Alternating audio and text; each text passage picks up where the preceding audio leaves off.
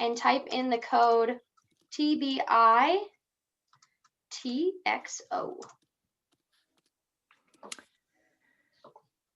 So I'm going to do a quick introduction. So I'm Jennifer Davidson. I'm president of the Nebraska Council on Economic Education. Dr. Jamie Wagner from the UNO Center is our amazing presenter today. This is the first in a series of 5 econ interactive online PD workshops we're going to do on the second Wednesday of the next 5 months. So thanks for joining us today. We are recording and we will post this for on-demand PD once they're all wrapped up. Stay tuned, stay for the entire event because we will also be giving away $100 today. 2 lucky winners will each receive $50. So just know we're going to do that at the end, but you have to be present to win. So with that, I'm going to turn it over to Jamie.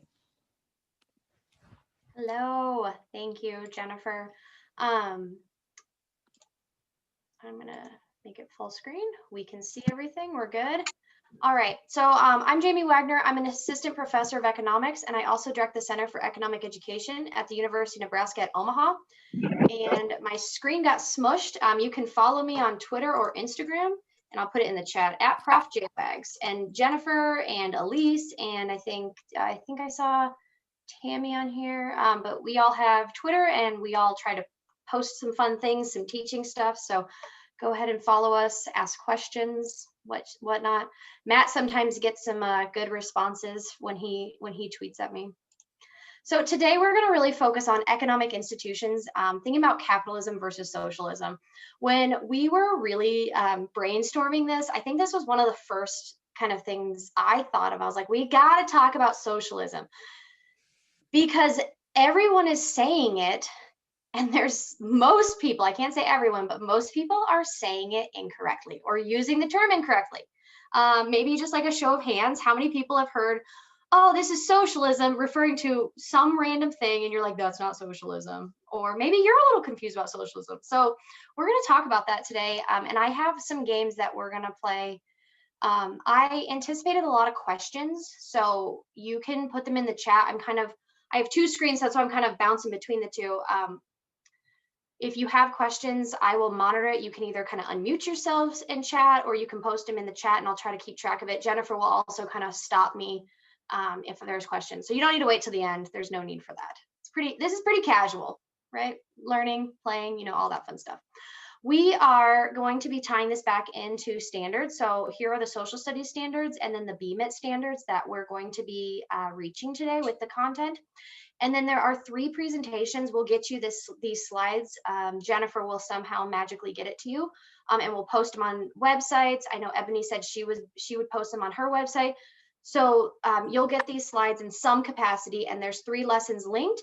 And Ebony was my all-star partner, and she linked those lessons to your standards as well. So all the standards that you could ever want are here, but not all of them, I guess. So.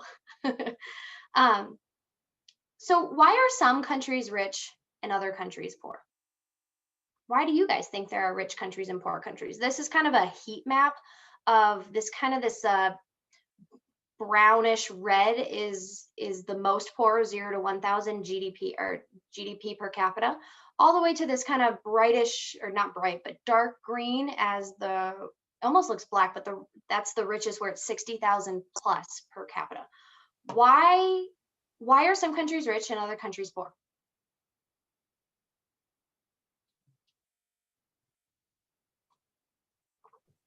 And everybody's muted. So if you really want them to answer, they can unmute themselves. Yes, unmute yourselves or chat it or put it in the chat.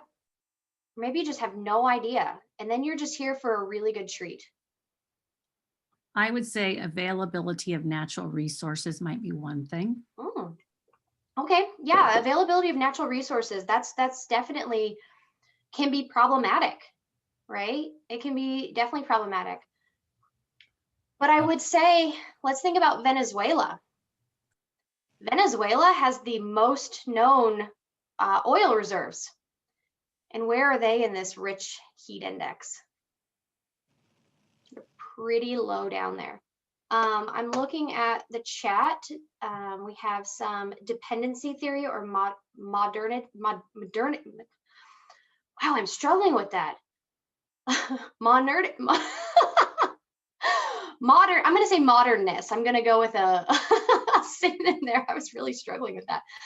We have other ones: effects of colonialism, imperialism, inventions and innovations. Yeah, having stable government policies. Absolutely, some of these.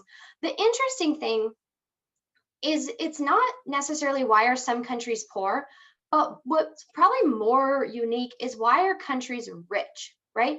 If you think back, the standard of living, the way that everything used to be, everyone was poor, right? I mean, like the standard of living was low, and some countries rose out of that. And so we're going to talk about that. We're going to talk about economic incentives and how they play into that.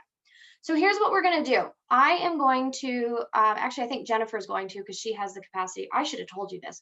I need them in groups. So put them in groups of like 5, maybe. Well, how many are there? Maybe like 4. Let's go 4 if you can. And I want you to introduce yourselves super quickly and discuss maybe what 3 terms do you think of when you hear the word socialism? And you may want to nominate a recorder for the group. You don't have to, but I want you to get into a group and talk about what 3 terms do you think of when you hear the word socialism? Jennifer, you're on mute. I'm going to put them in breakout rooms, 4 to 5 people per group. Ready?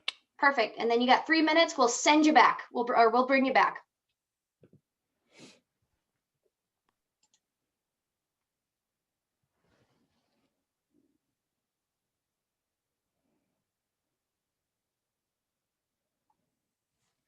Jennifer, you might want to pause the recording. It might take a little longer just because they have to, like, they're introducing themselves. So, no big deal.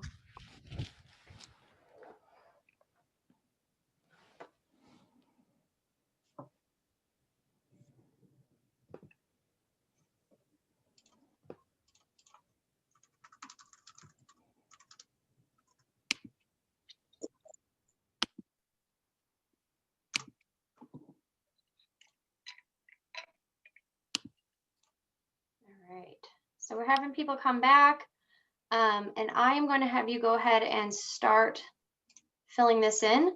What are some of the terms your groups came up with? So on your phones or on your tablets with your joinpd.com, type in some of the terms or the words that you guys came up with what, when you're thinking about what is socialism. So as people are kind of coming back, I'll kind of chat more.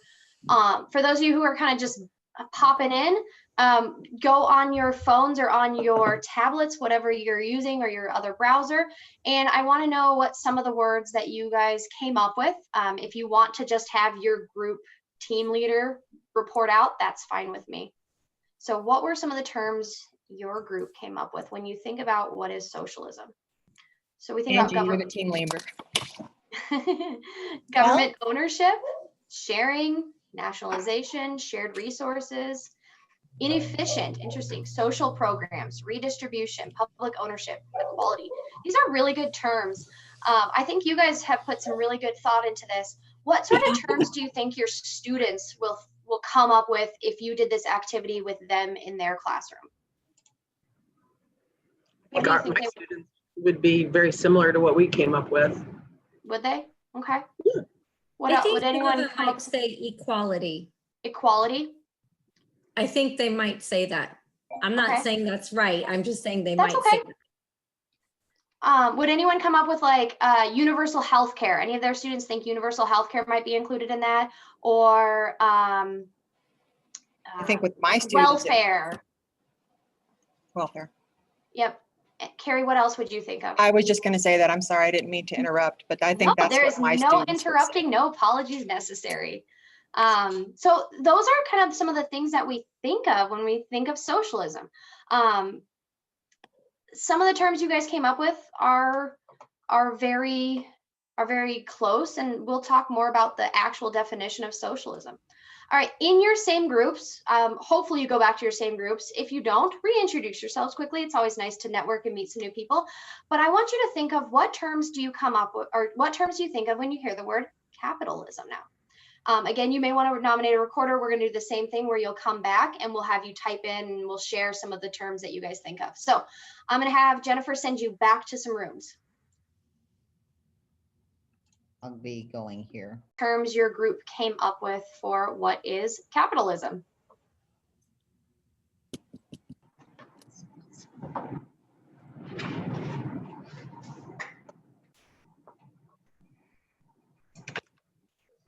You guys have some good discussions in your groups. Hopefully it was good.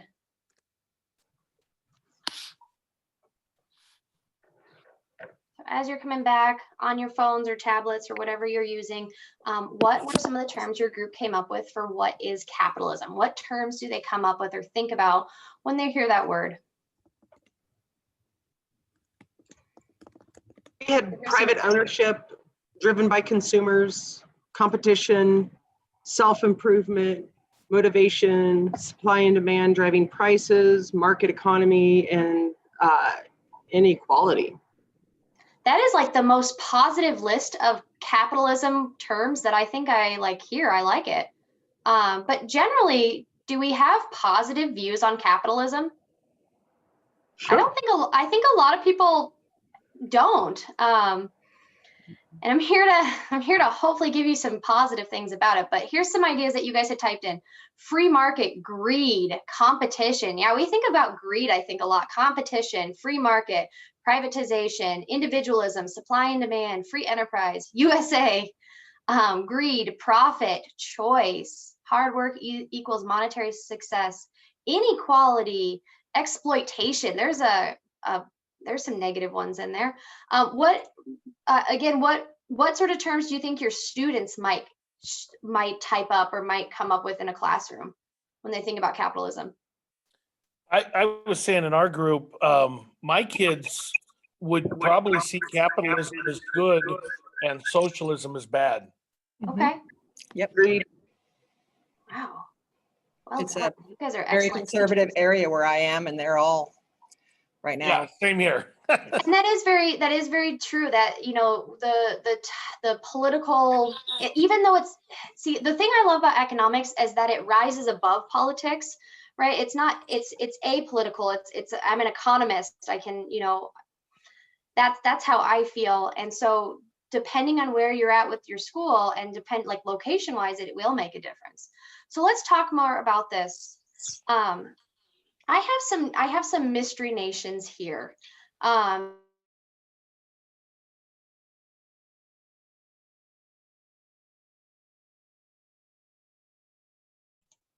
I mute myself? Oh, okay. Sorry, technical difficulties.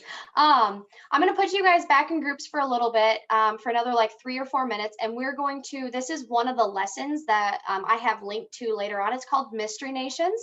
And it is a common sense economics lesson. I love it. But in groups, I want you to predict which of the following nations are rich and which ones are poor. And then why do you think so? So you have all these 5 different countries. If you go, when you go into the rooms, do you know how you don't see the screen anymore? If you follow it on your tablet or on your phone, you have it. And I will also put this link in the chat. So I will put the link in the chat so you guys can have it, because it shoots you to a Google Doc. So if you need like a bigger screen than looking it on your phone and whatnot. So go ahead in your rooms or in your groups and predict which of the following nations are rich and which ones are poor. And then why do you think so? So Jennifer, send them away.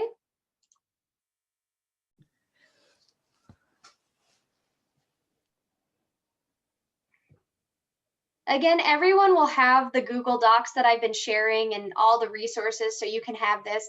Was this hard? Was it hard to determine which countries should be rich and poor? I bet it was.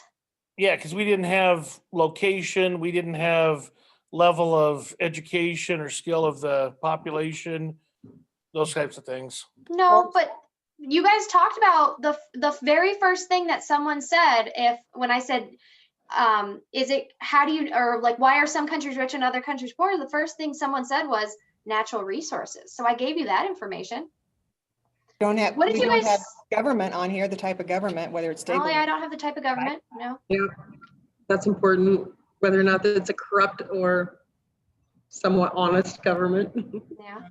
So what do you think Also- about, let's go like, I'm just gonna go on a screen, like this is a really complicated measure, just to see where you're at. Thumbs up if you think they were rich, thumbs down if they think they were poor. You can do legitimately like this, or you can do your, like Zoom, where are those? Those Zoom, like, Reactions. yeah, those things you can do either one. So country A, rich or poor? All right, I'm seeing it's like half and half. That's perfect. Country B, fish, no mineral resources. This country likely to be poor. Oh, I see lots of low thumbs. Low thumbs. Josh looks confused. He's like, I don't know. I kind of want to go up. All right, so country C, large population, lots of natural resources. People said no. Oh, I see like about half and half. This is great. This is so great.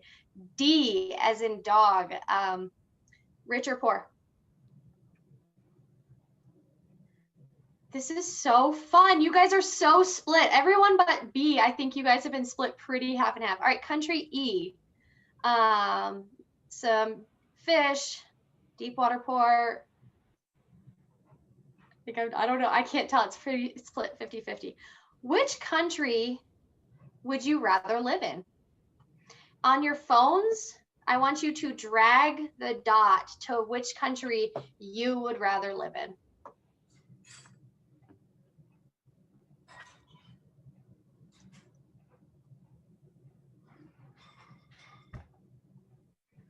How fun is that? Look, you guys can see where you're actually going. It is really split. There's like no one that there's not a clear winner. I'm surprised so many people, or well, these two people right here, maybe more, are saying B when almost everyone said that they were poor. That's very interesting. All right, so everyone take note. Somebody wants to live here. What is this, outer space? I don't think there's oxygen out there. I don't know if you're gonna work out there. All right, so take note of where you chose, okay? Just mentally note where you chose. Okay, you guys got it? There's where you're living. I thought so. I think I saw a lot of people in Argentina. Are you guys happy about that? Mhm. And how about that poor country right here, B? I wouldn't mind living in Japan. Singapore?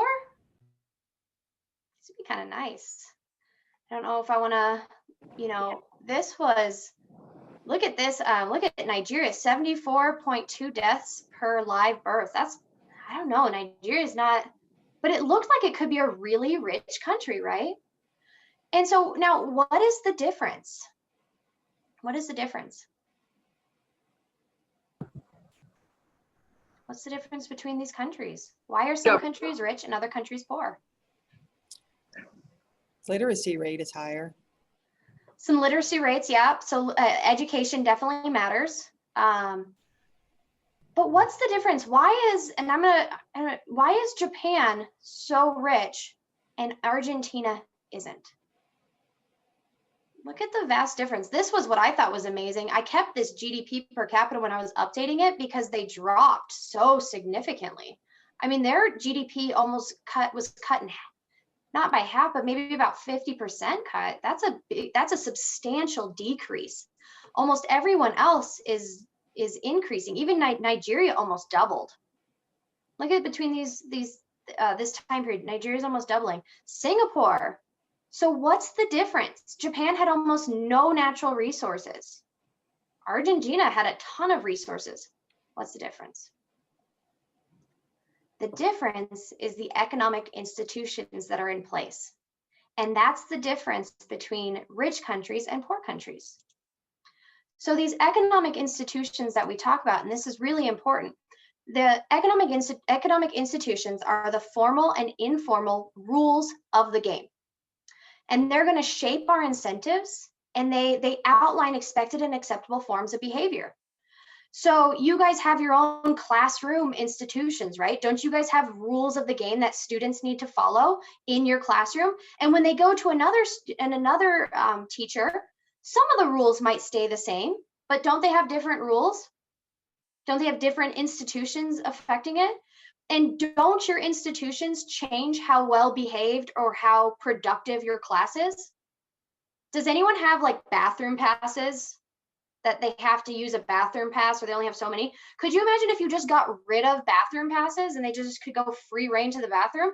How often would students like have to go to the bathroom? I think they'd probably go like 7 times in a class period, right? So you have to put these rules in place because they shape the incentives. You change those rules. When we're talking about economic institutions and the institutions that are really impactful for lowering poverty rates, and when we're looking at this, is the private property rights, the rule of law, the open and competitive markets, and then entrepreneurship and innovations. And these also make up your economic freedom. So these 4 economic institutions are really, really important for our economies to flourish because these institutions allow for productivity and they allow for economic growth, which is the leading cause of reducing poverty. So when we think about property rights, we're talking about property rights about land and buildings, maybe things that you have, cars, books, iPhones, contract ideas. So the right to your idea. So and generally your ideas, contract rights, your labor.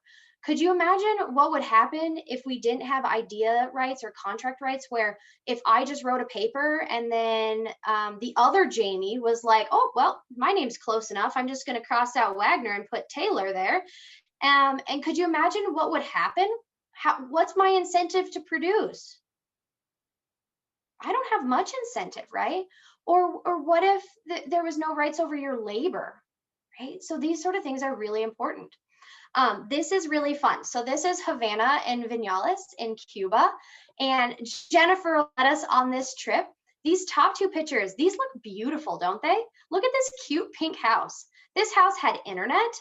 It had air conditioning units. It had a beautifully redone bathrooms. It was wonderful. And all of these were so freshly painted. So this is Vinales. And this is Havana. They're about 3 hours away. I don't know how many kilometers that is, but it was 3 hours by, I can't think of what our bus driver's name was, but our bus driver was actually a trained economist, which I always think is really fun. What is the difference between Vinales and Havana? Crime rate? Crime rate?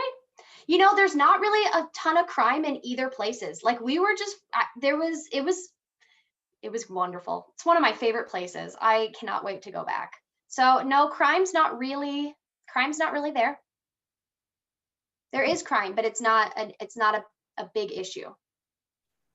Economic institutions? It is economic institutions. And which one? Which one? And Carol was on this trip too. Yes, Carol was on this trip. And I think, Yes, yes, what's the difference between these 2 places with economic institutions? I know. Private property rights? Private property rights.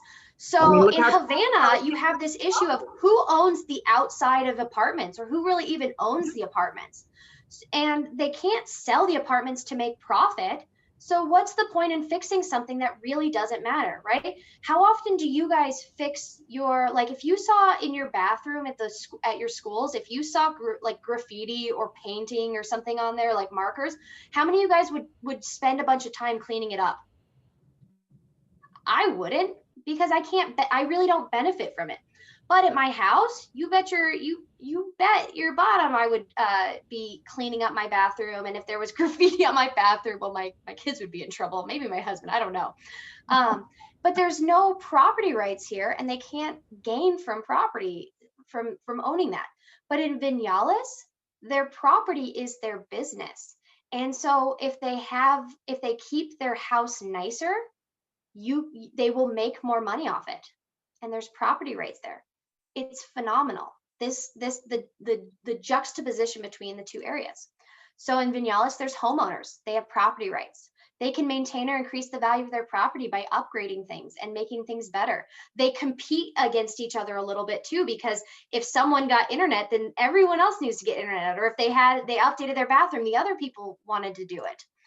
But in Havana, there's free public housing or even apartments in common areas, and they just don't have the property rights. So there's no incentive to maintain that because there's nothing for you to gain. And so you can see that property rights are really important. The rule of law is interesting. So the opposite of the rule of law is the rule of man. And I forgot to mention this before, but with all these economic institutions, it's not one or the other. It's on a spectrum.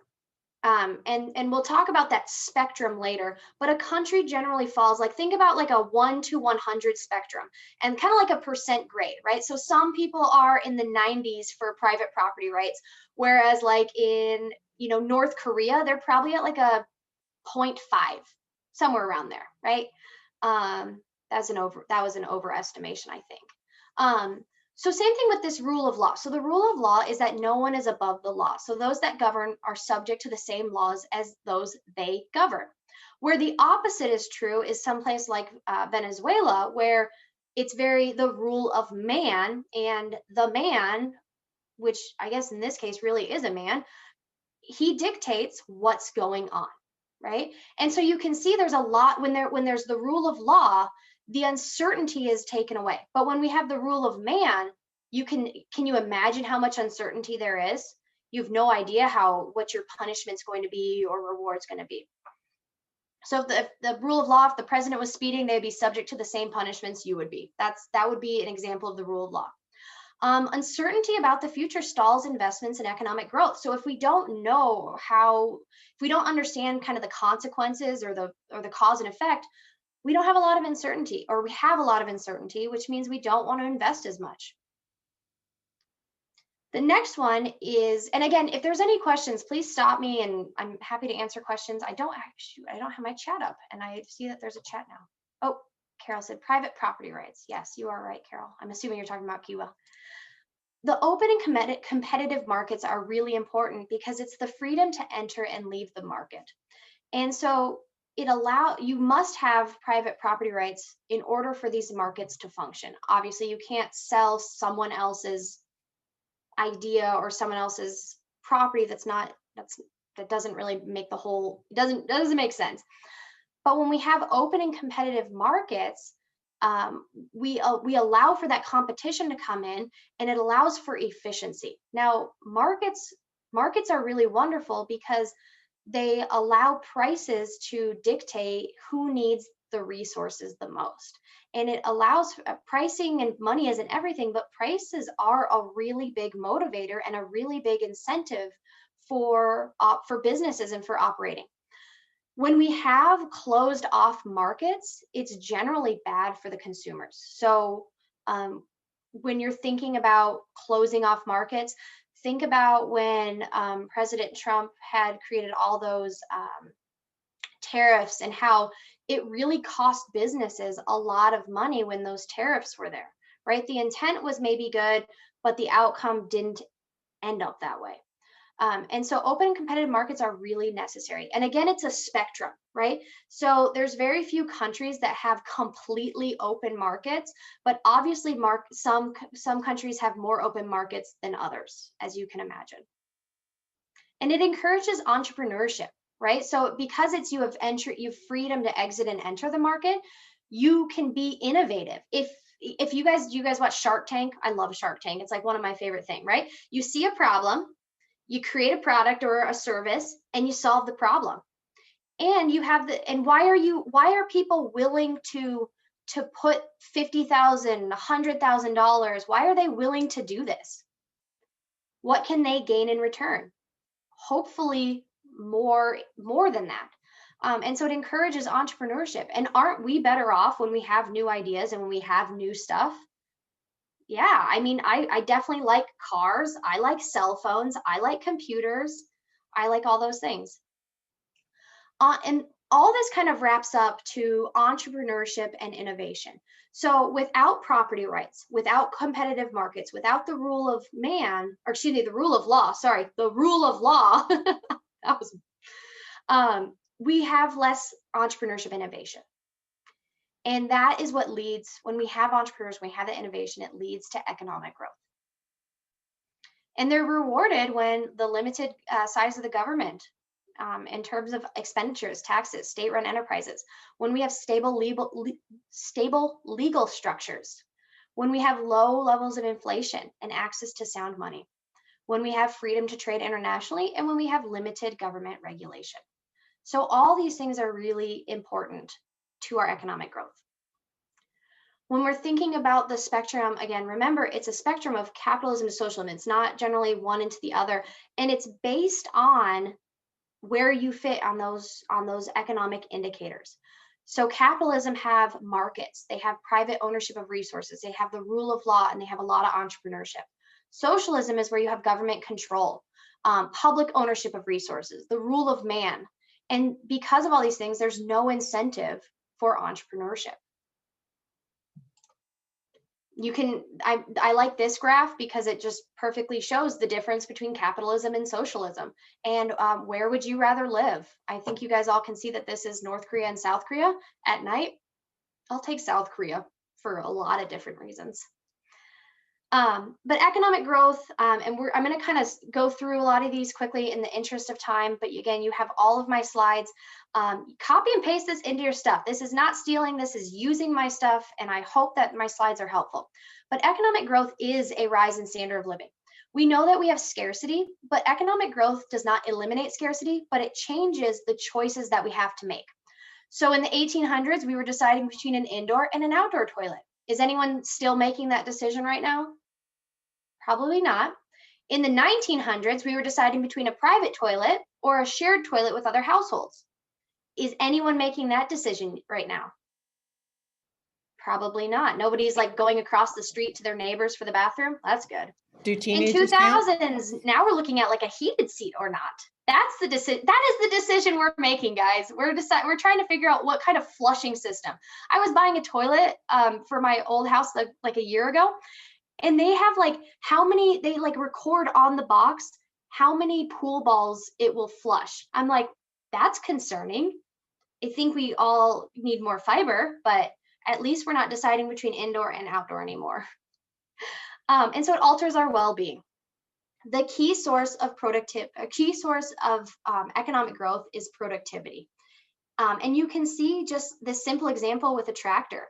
Look at the difference between the 4-horse team to plow a 40-acre field would take 55 hours. We've cut that by a lot to 97, and I'm sure it's even less than that now, but an hour, 1.1 hours. That's amazing. Because now you have 53.9 hours to do something else with your time. So it's a rising standard of living. And it's not across, it's the rising standard of living have been across the board. So what that means is that it's not just the rich getting richer, the poor have gotten richer too.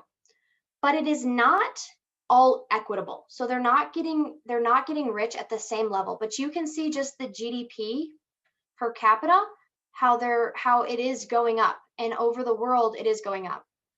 So this is a nice chart to show your students. I did have a student a couple times ask me why there's no data here. And I'll let you US history teachers take care of that one for me, but didn't quite have the measurements there. But you can see it's not just the rich getting richer, but they are not getting richer equitably. So when we talk about economic freedom and those economic indicators, here it is. The least free countries are less poor, or excuse me, are more poor. They have less money. Most free countries, they have higher per capita incomes. Here is economic freedom and economic growth. I think this is probably something you expect too. The more free they have, more economic growth. They can have entrepreneurship. These next two are my all-time favorite.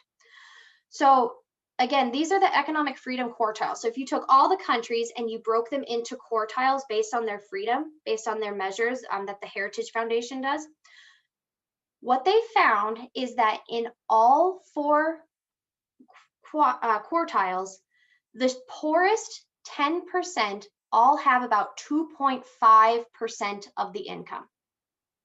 Okay, so the poorest 10% in your least free countries have 2.5.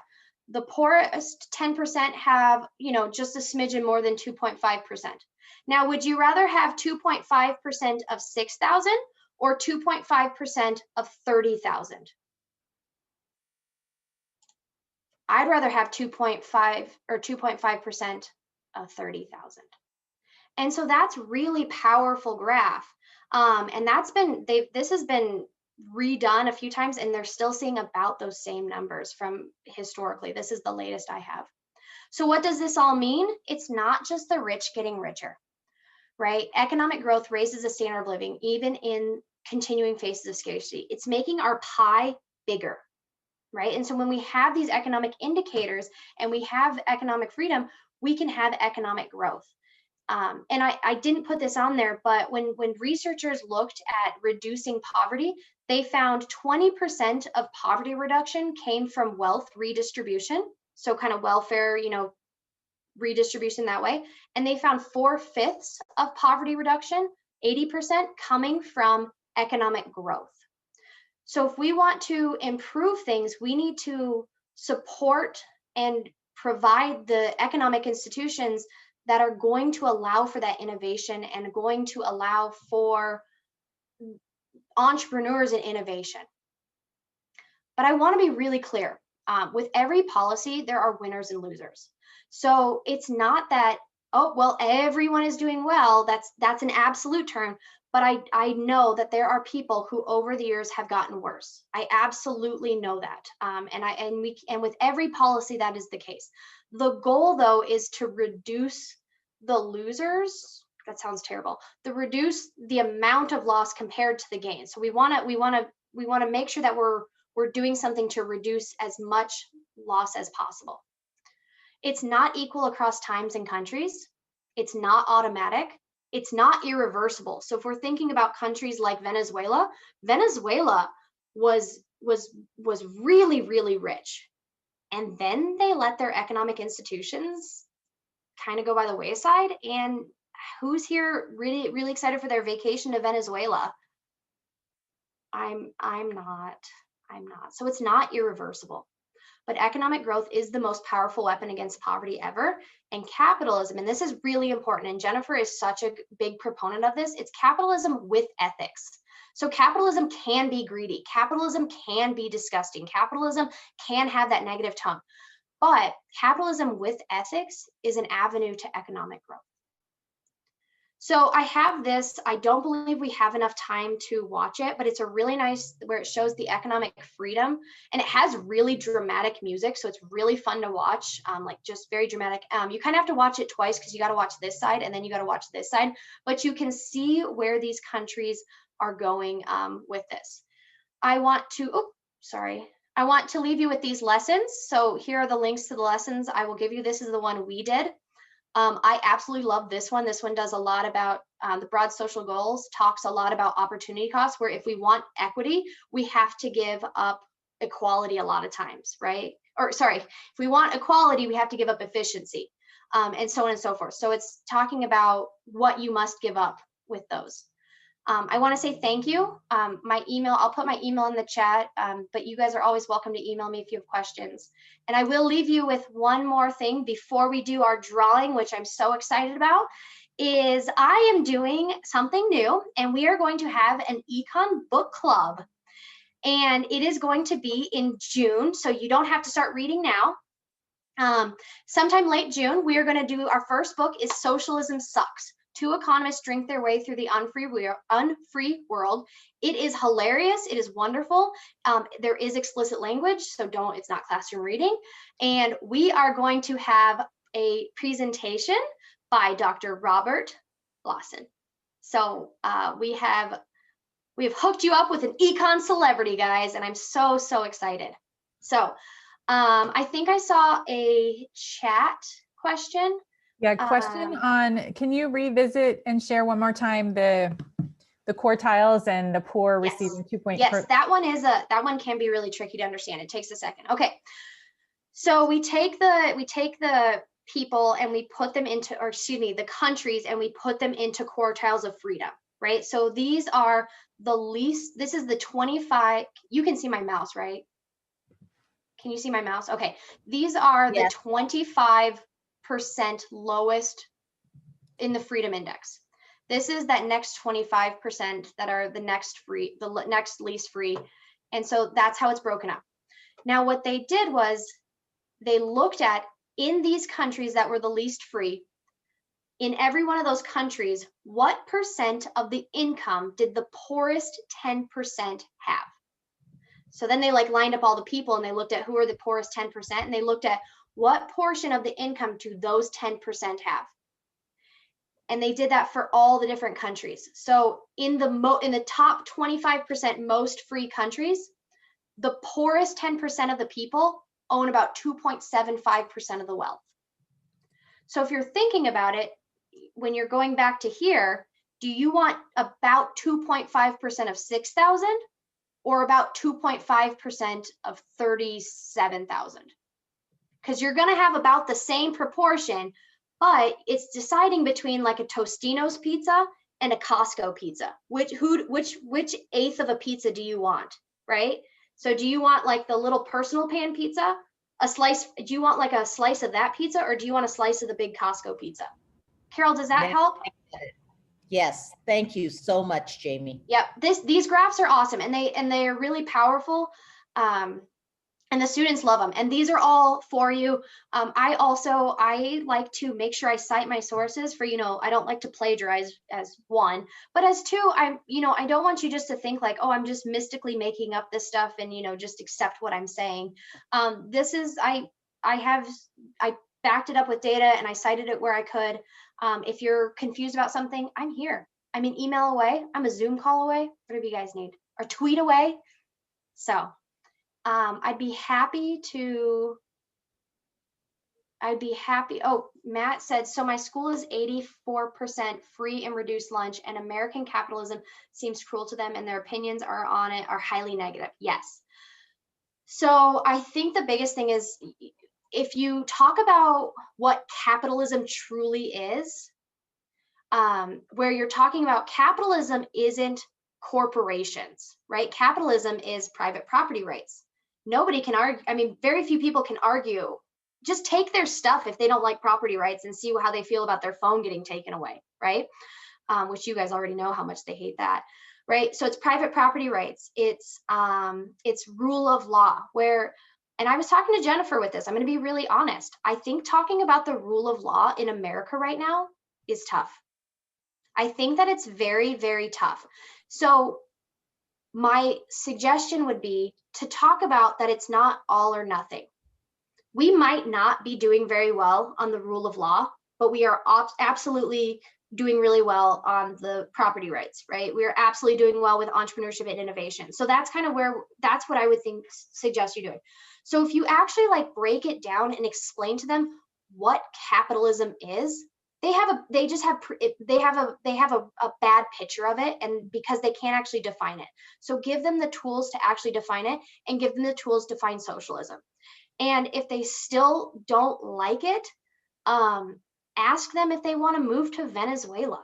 Mm-hmm. Like, who here is moving to Venezuela? Venezuela is a known socialistic country. They've been socialist for 20 years now.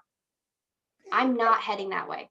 So let me just add one more piece of that on the importance of the rule of law. This is why it's also important for people to participate and vote, be participants in our democracy, because how is the rule of law made? So we have a lot of apathy, I think, in the last while, except for this last election, but the previous 20 years, we've had a lot of apathy. So I'm hopeful that that's going to change. Mm-hmm. And what we can do also is maybe, Jennifer, what a good idea would be to have an ethics workshop, because we do have curriculum surrounding economics and ethics, because I think a lot of people think economists are just these cold-hearted, not nice people, and that's not true. I'm nice. Jennifer's nice. Tammy's nice.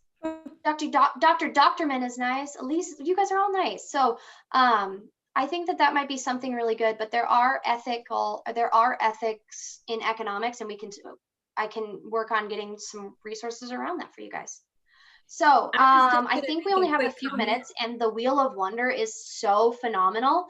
I'll stick around for a few minutes after this if you have some questions that you wanted to, kind of have a sidebar conversation on. again, my email is open. I respond, right, Matt? Matt knows I respond. I emailed him like 6 times today. Jamie, can you unshare so Elise can share?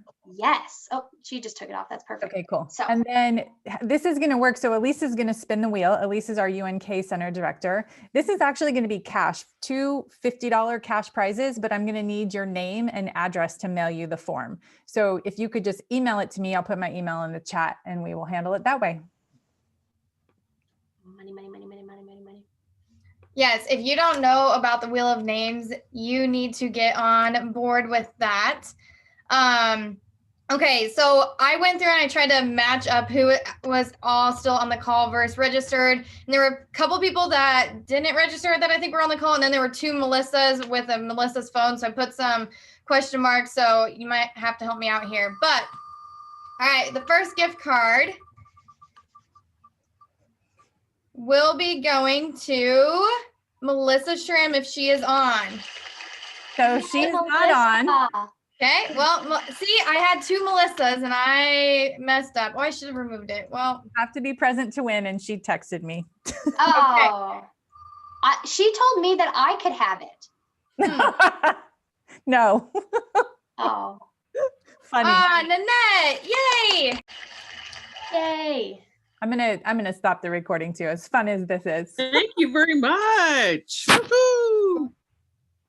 Okay, so we'll